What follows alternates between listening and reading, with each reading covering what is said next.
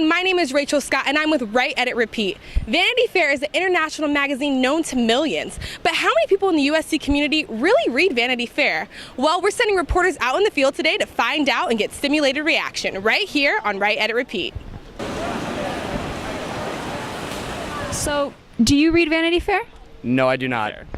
No, I do not. I don't, but my roommate has a subscription of it, and I just see it occasionally. Okay, so what's the first thing that comes to your mind when you think of Vanity Fair? Vanity Fair Oscar party. Kind of a basic fashion magazine. I'd compare it to Vogue or In Style, I guess. Well, all I really think about is a fashion magazine. I hear the word vanity and I think about a bunch of people who are really vain and really care about their looks more than anything else. Very trendy and fashion forward, but it still has very serious articles in it. So you would say you associate Vanity Fair more with fashion rather than politics and hard news coverage? I had no idea anything to do with politics and news coverage. That's really Fashion, maybe. Yeah, it's not like Newsweek or National Geographic or anything.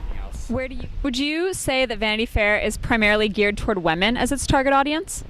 I would say so. Okay, so you wouldn't consider it a source of hard news?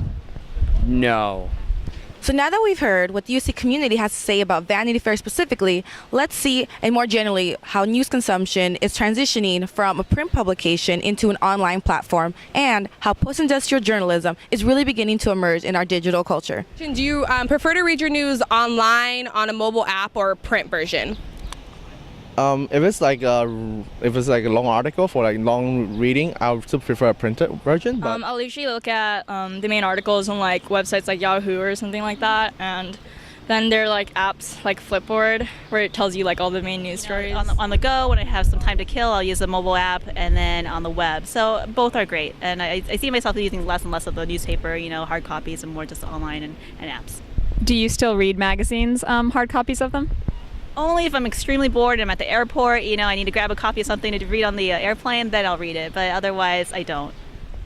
So as we can see, these interviews have clearly revealed some trends. It's obvious that the average USC student is not Vanity Fair's target audience. And in fact, many of them didn't even know that Vanity Fair covers hard news.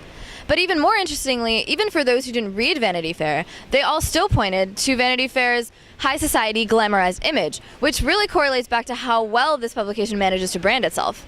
And of course, the last point to mention is really the overwhelming presence of post-industrial journalism here.